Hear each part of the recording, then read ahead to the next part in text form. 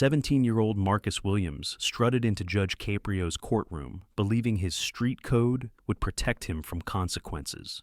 He had just robbed a 73-year-old grandmother, leaving her broken and terrified.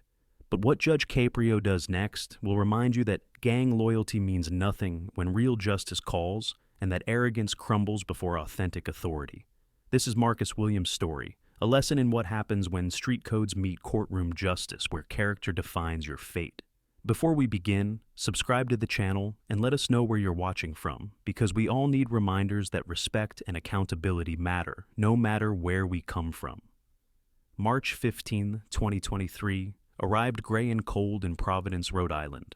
Inside the familiar walls of Providence Municipal Court, Judge Frank Caprio prepared for another day of dispensing justice with his trademark blend of wisdom and compassion. The courtroom buzzed with nervous energy as families filled the gallery, each carrying their own burdens of worry and hope. The warm wood paneling caught the fluorescent light, casting gentle shadows across the American flags that stood sentinel behind the bench. This was Judge Caprio's domain, a place where countless lives had been touched by his unique approach to justice. The atmosphere held that familiar tension of a courtroom where real consequences awaited, yet somehow managed to retain an air of humanity that set it apart from sterile halls of justice elsewhere. February 28, 2023 had been an ordinary Tuesday afternoon when everything changed for Mrs. Eleanor Rodriguez. At precisely 3:45 p.m., she had emerged from the Stop and Shop grocery store on Broad Street, clutching her purse close to her body. The 73-year-old grandmother had just withdrawn her monthly Social Security check, intending to buy groceries and refill her diabetes medication. The afternoon sun cast long shadows across the parking lot as she made her way slowly toward the bus stop. Security cameras captured every horrifying second that followed. A figure approached from her blind spot, moving with the predatory confidence of someone who had made a calculated decision. Mrs. Rodriguez never saw it coming. The attack was swift and brutal. Her purse, containing $347 in cash, precious family photographs, and life-sustaining medication, was ripped from her grasp with such force that she tumbled to the concrete. The impact sent shockwaves through her frail frame.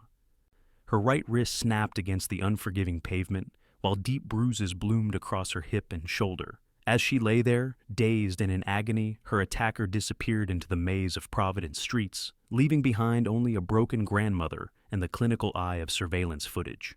Case number CR 2023-0847 now sat before Judge Caprio, the paperwork telling a story of violence against the vulnerable. The charges were severe: armed robbery, though no weapon had been brandished. The force used elevated the crime under Rhode Island law. Assault on an elderly person carried its own weight of moral gravity. Theft in the first degree rounded out the formal accusations that would determine a young man's future.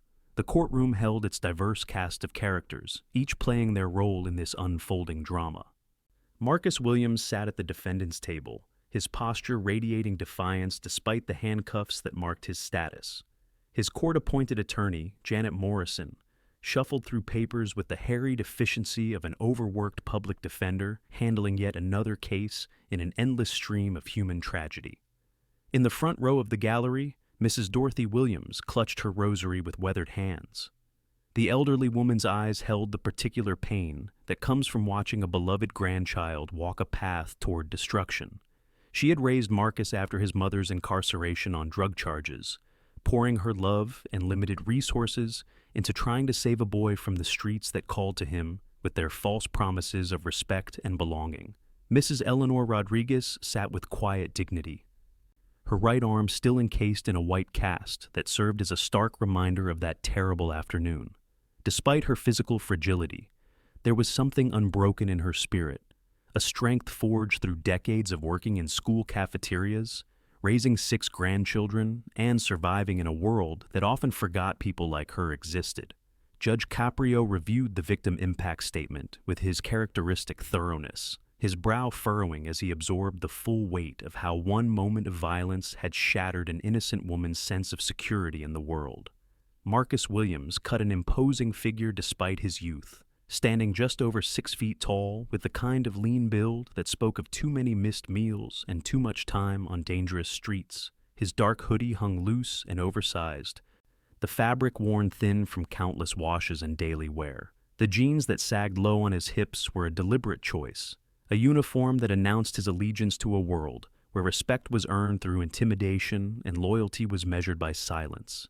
Even in handcuffs, Marcus maintained the posture of someone who refused to be broken. His chin remained tilted upward at a defiant angle, his shoulders squared against the weight of the charges he faced. The 17-year-old's eyes, dark and guarded, swept the courtroom with the calculating gaze of someone who had learned early that showing weakness was a luxury he could not afford. His sneakers, expensive despite his circumstances, tapped an irregular rhythm against the floor, the only outward sign of the nervous energy he worked so hard to conceal. The young man's academic record painted a picture of potential squandered. Central High School's record showed a 2.1 grade point average, a number that represented more than just poor study habits. It spoke to a life divided between the classroom and the streets, where different lessons were taught and different skills were valued. Teachers had noted his intelligence in their reports, but also his increasing absences and his tendency to associate with students who had already dropped out or been expelled. Marcus's backstory was written in the scars that poverty and abandonment had left on his family. His mother's incarceration for drug charges had come when he was 14, that crucial age when boys begin to define themselves as men.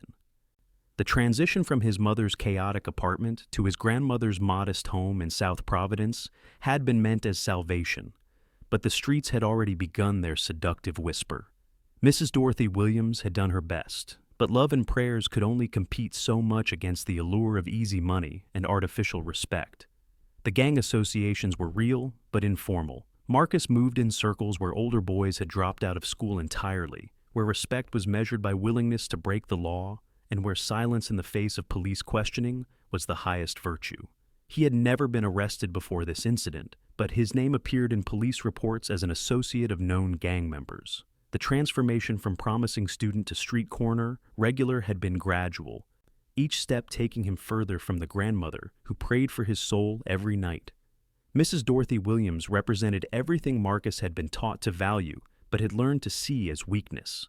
At 72, she had spent her life cleaning other people's houses, raising other people's children, and attending church services where she prayed for a grandson who seemed determined to throw away every opportunity she had sacrificed to provide. Her weathered hands told the story of decades spent in service to others, while her eyes held the particular pain of watching someone you love choose destruction over hope. The rosary beads clicked softly between her fingers as she watched her grandson from the front row. Each bead represented a prayer said for Marcus, a desperate plea to a God she trusted even when her faith was tested. She had seen too many young men from their neighborhood disappear into the cycle of crime and incarceration. She had buried too many boys who thought the streets offered more than education and honest work ever could. Mrs. Dorothy Williams wore her best dress to court, a navy blue outfit she reserved for church and special occasions. The fact that her grandson's criminal trial qualified as the latter broke her heart in ways that showed in every line of her face. She had raised him with stories of dignity and respect, lessons about treating elders with reverence and protecting those who could not protect themselves. Watching him now, defiant and seemingly proud of his actions, felt like watching everything she had tried to teach him crumble into dust. The bailiff's voice cut through the courtroom's murmur as he called the case to order. Case number CR 2023-0847, the State of Rhode Island versus Marcus Williams. The formal words hung in the air like a judgment already rendered, transforming the teenager from a defiant young man into a defendant whose future hung in the balance. Judge Caprio's clerk read the charges with practiced efficiency, each word carrying the weight of potential years behind bars. Armed robbery in the first degree, assault on an elderly person, theft in the first degree. The litany of accusations seemed to bounce off Marcus like stones thrown at armor, his expression remaining fixed in that mask of indifference he had perfected on the streets. When Mrs. Eleanor Rodriguez was called to take the stand, the courtroom's atmosphere shifted. The elderly woman moved slowly, her right arm still imprisoned in the white cast that served as a constant reminder of that terrible afternoon. Her steps were measured and careful, betraying the fear that had become her constant companion since the attack. The bailiff offered his arm for support, a gesture of respect that highlighted the vulnerability of the woman whose life had been forever changed by a moment of violence. Mrs. Rodriguez settled into the witness chair with the dignity of someone who had faced hardship before and survived. Her voice, when she began to speak, carried the slight tremor of age, but also an underlying strength that had sustained her through decades of raising children and grandchildren. She spoke directly to the court, but her eyes occasionally drifted to Marcus, searching for some sign of the humanity she had spent her career nurturing in countless students. "I was just trying to get my groceries," she began, her words simple but devastating in their honesty. "I had my medication money, my grocery money. I was thinking about what I would cook for my granddaughter's birthday dinner." The mundane details of her interrupted afternoon painted a picture of an ordinary life shattered by extraordinary violence. As Mrs. Rodriguez described the terror of that afternoon, Marcus's body language began to shift in subtle but telling ways. What had started as confident disinterest slowly morphed into something more complex. He rolled his eyes when she described her ongoing fear of leaving her apartment, a gesture that drew sharp looks from several gallery members. When she mentioned having to ask neighbors to shop for her because she was too frightened to return to the store, Marcus let out an audible sigh that seemed to echo through the silent courtroom. The most powerful moment came when Mrs. Rodriguez looked directly at her attacker and spoke words that cut through his defenses like a blade through paper. "I used to teach kids your age," she said, her voice gaining strength with each word. "I know you're not a monster. I know somewhere inside you is the boy your grandmother raised to be better than this." Marcus's reaction was immediate and telling. His confident posture faltered for just a moment, his eyes darting to his grandmother in the front row before snapping back to the table in front of him. He slouched deeper into his chair, as if trying to physically distance himself from words that threatened to penetrate the armor he had built around his heart. Janet Morrison, his court-appointed attorney, recognized the dangerous shift in her client's demeanor. She leaned close to Marcus, whispering urgently about the importance of showing respect and remorse. Her words fell on deaf ears as Marcus shook his head dismissively, apparently more concerned with maintaining his street credibility than with the legal consequences he faced.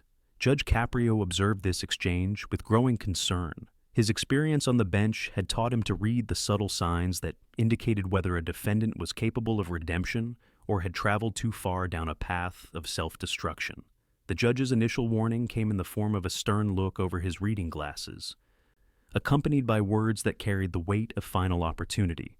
"Mr. Williams, please show respect for Mrs. Rodriguez and for this court." The warning seemed to have the opposite of its intended effect.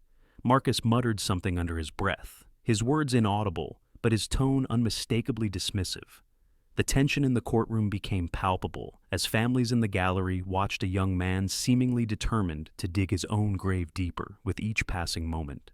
Janet Morrison's desperation became increasingly evident as she watched her client spiral toward disaster. Her fingers gripped Marcus's arm with growing urgency, her whispered warnings becoming more frantic with each passing moment. She had handled dozens of juvenile cases, but rarely had she encountered a defendant so determined to sabotage his own future.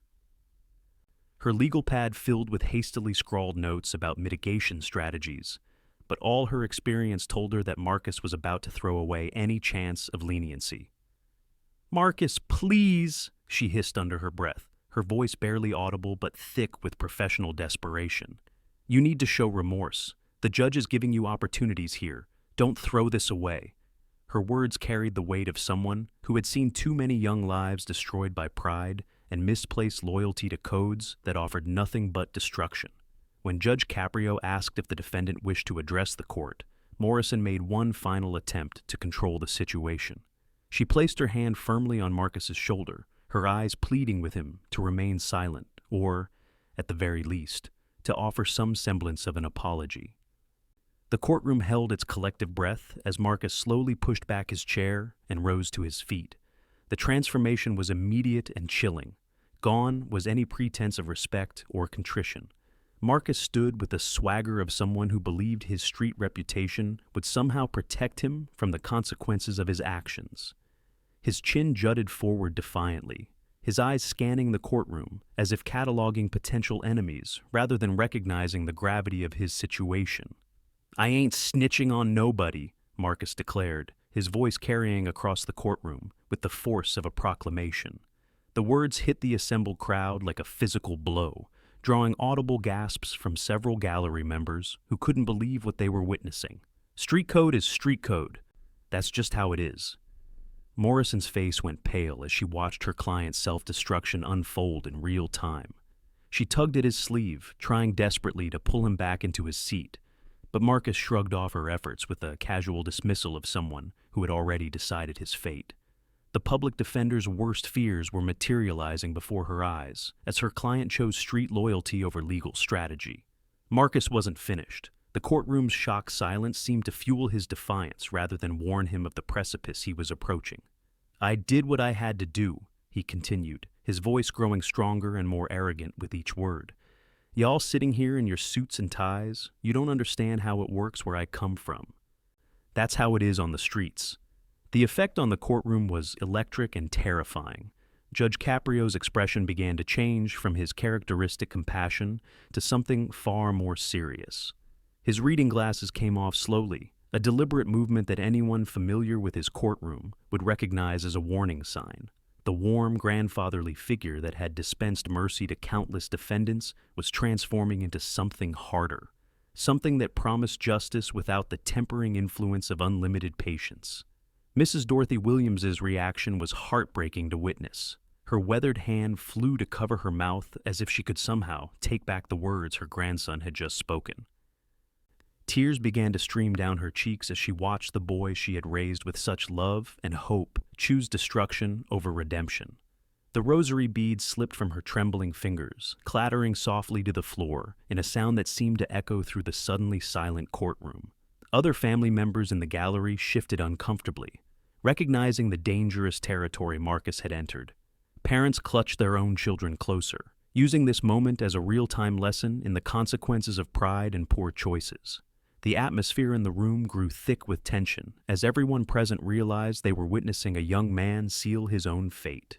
Marcus seemed oblivious to the change in the room's energy. If anything, the shocked reaction seemed to validate his belief that he was successfully projecting strength and loyalty to his street code. "Y'all don't understand the code I live by," he added, his final words hanging in the air like smoke from a fire that was about to consume everything in its path. Judge Caprio's transformation was complete.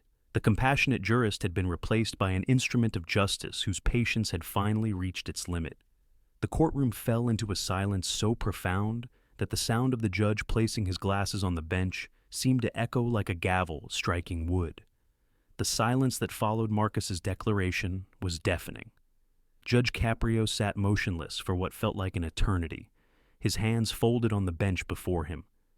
His eyes fixed on the young man who had just sealed his own fate with breathtaking arrogance. The transformation in the judge's demeanor was profound and unmistakable.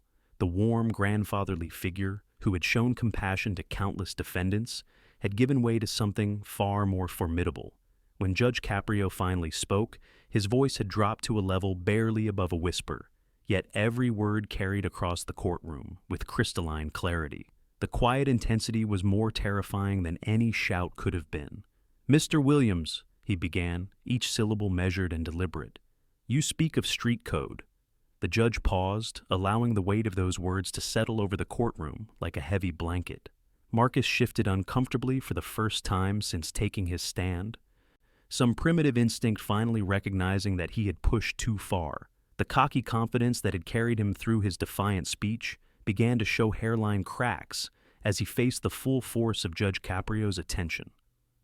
"Let me tell you about another code," the judge continued, his voice gaining strength and moral authority with each word.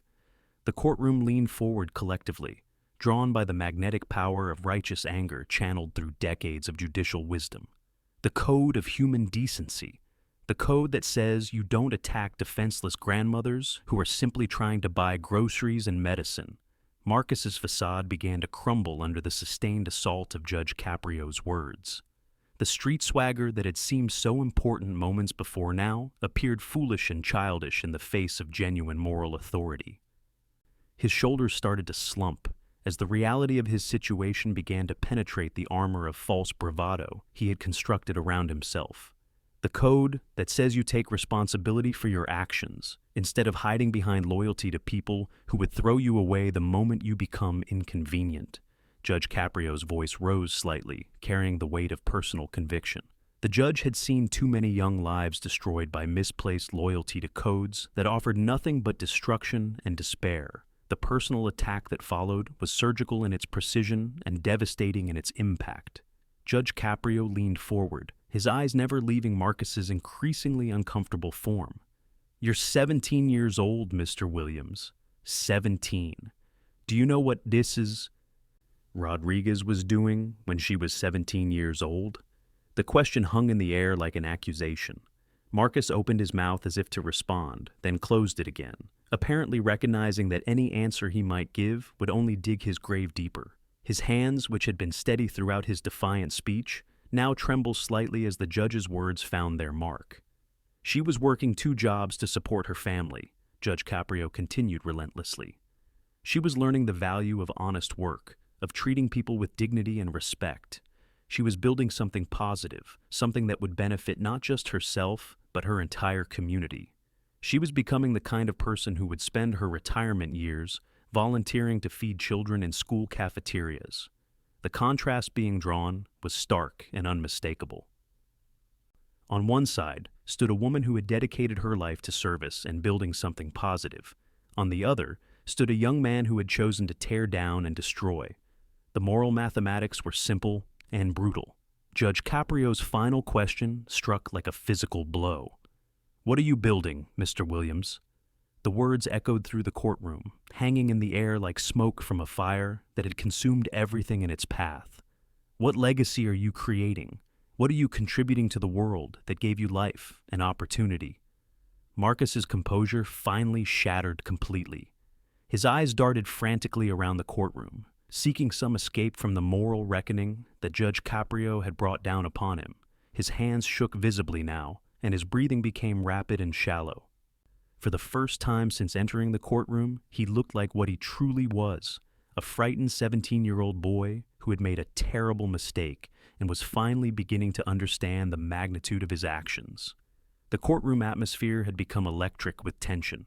Every person present understood they were witnessing something extraordinary, the moment when street codes met real moral authority and were found completely wanting. Judge Caprio allowed the weight of his questions to settle over the courtroom before proceeding to the formal sentencing phase. The transformation in Marcus was already visible as the young man stood trembling before the bench. His earlier bravado completely evaporated under the sustained moral assault he had just endured. The judge's voice returned to its normal tone, but the authority behind it remained absolute and unwavering. "Marcus Williams," Judge Caprio began, consulting the papers before him with the same thoroughness he brought to every case. "You have been found guilty of armed robbery in the first degree, assault on an elderly person, and theft in the first degree. These are serious charges that carry serious consequences." The formal language of the law provided a stark framework for the life-altering decisions about to be rendered. The sentence, when it came, hit the courtroom like a physical blow.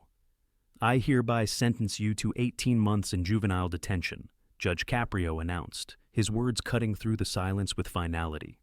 Mrs. Dorothy Williams let out a soft cry from the gallery, her worst fears being realized in real time. The sound of her anguish seemed to penetrate Marcus's defenses more effectively than any legal argument could have. "Additionally," the judge continued, "you will complete 200 hours of community service at a senior center upon your release. You will attend mandatory counseling sessions to address the attitudes and behaviors that led you to this courtroom, and you will make full restitution to Mrs. Rodriguez for the financial harm you caused her." Marcus's initial reaction was telling, in its stubborn refusal to acknowledge the gravity of his situation. Despite everything that had transpired, despite the moral reckoning he had just experienced, he managed a defiant shrug. "Whatever, man," he muttered, the words barely audible but clearly dismissive. It was as if some part of him still believed that maintaining his street persona could somehow protect him from the consequences of his actions. The courtroom seemed to hold its breath as Judge Caprio paused dramatically, his eyes fixed on the young man before him. The silence stretched on for what felt like minutes, but was probably only seconds, creating a tension that was almost unbearable. When the judge finally spoke again, his voice carried a note that no one in the courtroom had expected. "However," Judge Caprio said, the single word hanging in the air like a lifeline thrown to a drowning man. The unexpected pause sent ripples of confusion and hope through the assembled crowd. Mrs. Dorothy Williams looked up from her tears, her eyes wide with sudden, desperate hope that perhaps her prayers were about to be answered in ways she had never dared imagine. The judge's next words revealed the wisdom and compassion that had made his courtroom legendary throughout Rhode Island and beyond. "I am going to suspend 12 months of that sentence on one condition." The offer hung in the air like a gift that could be accepted or rejected, a final opportunity for redemption that few defendants in Marcus's position would ever receive. The condition, when it was revealed, was both simple and profound in its implications. "You will write a letter of apology to Mrs. Rodriguez every month for the next year," Judge Caprio explained, his voice taking on the tone of a teacher rather than a judge. "Not because the court requires it, not because your attorney suggests it, but because you choose to become the man your grandmother prays you can be." The direct reference to Mrs. Dorothy Williams sent a visible shock through Marcus's system. For the first time since entering the courtroom, he turned to look at his grandmother, really look at her, seeing perhaps for the first time the toll that his choices had taken on the woman who had sacrificed everything to try to save him. Her face, streaked with tears but glowing with sudden hope, seemed to crack something fundamental in his carefully constructed armor. "This is not about punishment for its own sake," Judge Caprio continued, his voice carrying the weight of decades spent trying to save young lives from the destructive forces that surrounded them. "This is about giving you the opportunity to discover who you really are underneath all the posturing and false loyalty. This is about choosing redemption over destruction." The choice presented to Marcus was stark and uncompromising. He could accept the judge's offer and begin the difficult work of rebuilding his life, or he could maintain his defiant stance and face the full consequences of his actions. The courtroom waited in suspended animation as a 17-year-old boy faced the most important decision of his young life.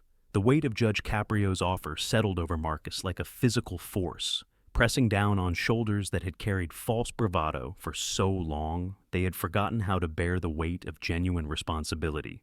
The young man stood frozen at the defendant's table, his world suddenly reduced to a single choice that would define the trajectory of his entire life. The courtroom remained suspended in breathless anticipation as 17 years of misguided choices collided with an unexpected opportunity for redemption. Something fundamental began to shift in Marcus's expression as he truly looked at his grandmother for the first time since entering the courtroom.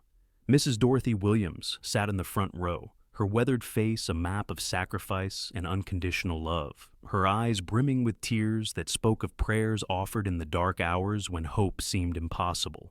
The rosary that had fallen from her trembling fingers lay forgotten at her feet, a symbol of faith that had sustained her through decades of hardship and heartbreak.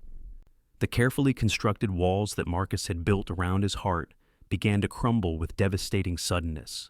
The street persona that had seemed so important, so essential to his survival, revealed itself as nothing more than a hollow shell designed to protect a frightened boy from facing the consequences of his choices. His knees began to buckle as the full weight of what he had done, what he had thrown away, crashed over him like a tide of realization. The transformation was as sudden as it was complete. The defiant teenager who had swaggered into the courtroom, dissolved before everyone's eyes, replaced by a sobbing child who finally understood the magnitude of his actions. His legs gave way entirely, sending him crashing to his knees beside the defendant's table, his hands covering his face as tears flowed freely for the first time in years. "I'm sorry," Marcus whispered, the words barely audible through his tears, but carrying more genuine emotion than anything he had said since entering the courtroom. The apology seemed to unlock something deep within him, releasing years of suppressed pain and regret that had been buried beneath layers of false pride and misplaced loyalty.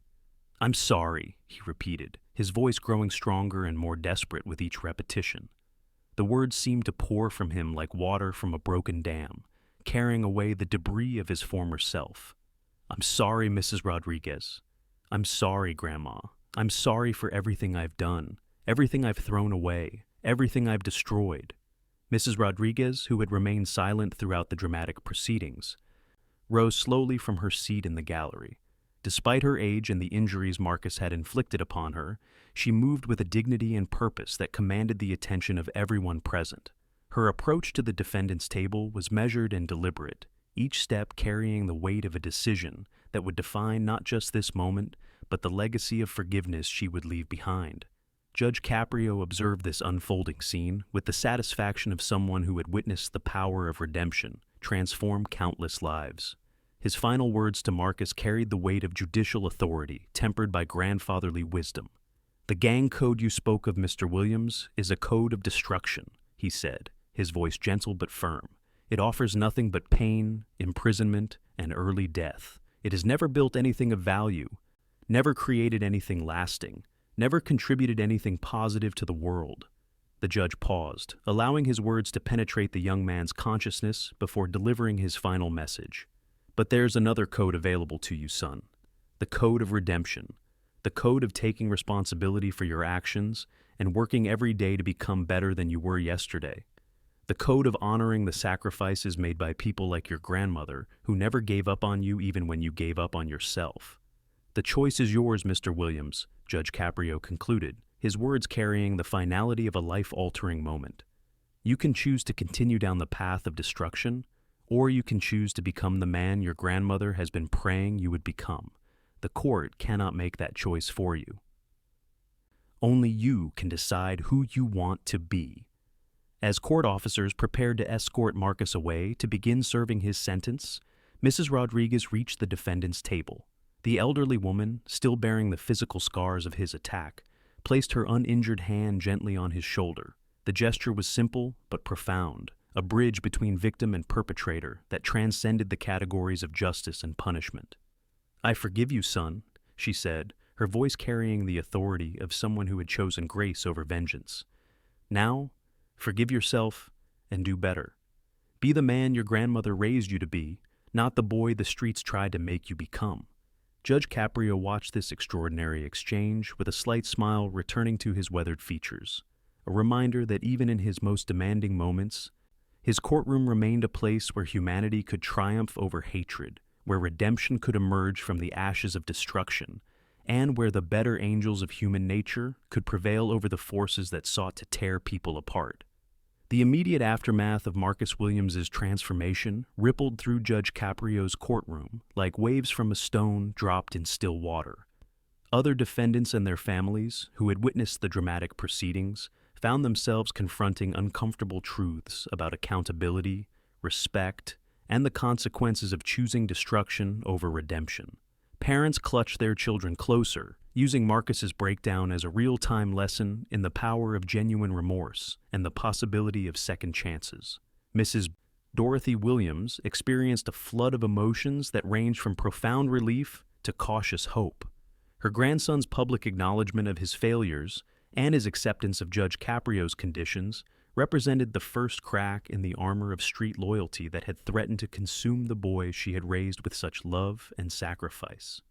As court officers gently helped Marcus to his feet and prepared to escort him to begin his sentence, she whispered a prayer of gratitude for a judge who had seen past her grandson's defiance to the frightened child beneath. For Mrs. Rodriguez, the moment of forgiveness had lifted a burden she hadn't fully realized she was carrying. The fear and anger that had consumed her thoughts since the attack began to transform into something more hopeful. Her decision to approach Marcus and offer forgiveness had been spontaneous, driven by decades of working with troubled youth and an understanding that healing required more than punishment. The physical scars from her attack would fade, but the spiritual healing that began in that courtroom would last far longer. Marcus's genuine transformation marked the beginning of what would become a long and difficult journey toward redemption. The 6 months he would serve in juvenile detention gave him time to reflect on the choices that had led him to Judge Caprio's courtroom and to begin the work of rebuilding his relationship with his grandmother. The monthly letters to Mrs. Rodriguez became exercises in honest self-examination, each one revealing more layers of understanding about the impact of his actions on an innocent woman who had done nothing to deserve his violence. The case attracted significant media attention throughout Rhode Island and beyond, with local news outlets highlighting Judge Caprio's unique approach to juvenile justice. Television segments featuring excerpts from the proceedings showcase the judge's ability to balance accountability with compassion, demonstrating that real justice required more than simply imposing punishment. The coverage sparked conversations in communities across the region about the effectiveness of restorative justice practices and the importance of addressing the root causes of youth violence. Social media amplified the story's reach far beyond Rhode Island's borders. Video clips of Marcus's breakdown and Mrs. Rodriguez's act of forgiveness went viral across multiple platforms, generating millions of views and thousands of comments from people who found hope in the possibility of redemption, even in the darkest circumstances. The hashtag Judge Caprio Wisdom began trending as people shared their own stories of second chances and the transformative power of accountability combined with compassion. The educational impact of the case extended into Providence's school system, where administrators used the proceedings as a teaching tool for discussing the consequences of gang involvement and the false promises of street codes. Guidance counselors reported increased engagement from students who had previously been dismissive of authority figures, with many citing Judge Caprio's handling of Marcus's case as evidence that the adult world could be both firm and fair. Within the broader Providence community, the case sparked important conversations about the cycles of poverty and violence that trapped too many young people in destructive patterns. Community leaders organized forums to discuss alternatives to gang involvement, focusing on mentorship programs and educational opportunities that could provide the respect and belonging that young people sought through destructive associations. Judge Caprio's reputation as a compassionate but firm jurist was further enhanced by his handling of Marcus's case. Legal professionals throughout New England cited the proceedings as an example of how the justice system could serve both accountability and rehabilitation. The judge's ability to see past Marcus's defiance to the frightened child beneath demonstrated the kind of wisdom that transformed courtrooms from places of mere punishment into laboratories for human redemption. The long-term impact on Marcus himself would unfold over months and years as he worked to fulfill Judge Caprio's conditions. Each letter to Mrs. Rodriguez became a step toward understanding the full weight of his actions and the possibility of becoming something better than the streets had taught him to be. His grandmother's unwavering support, combined with the structure provided by his sentence and counseling requirements, created a framework for genuine change that extended far beyond the courtroom where his transformation began.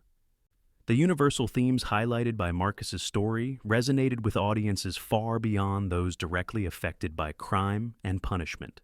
The tension between street codes and moral codes, the power of genuine accountability, and the possibility of redemption, even after serious wrongdoing, spoke to fundamental questions about human nature and the potential for positive change that exists within every person, regardless of their past choices or current circumstances.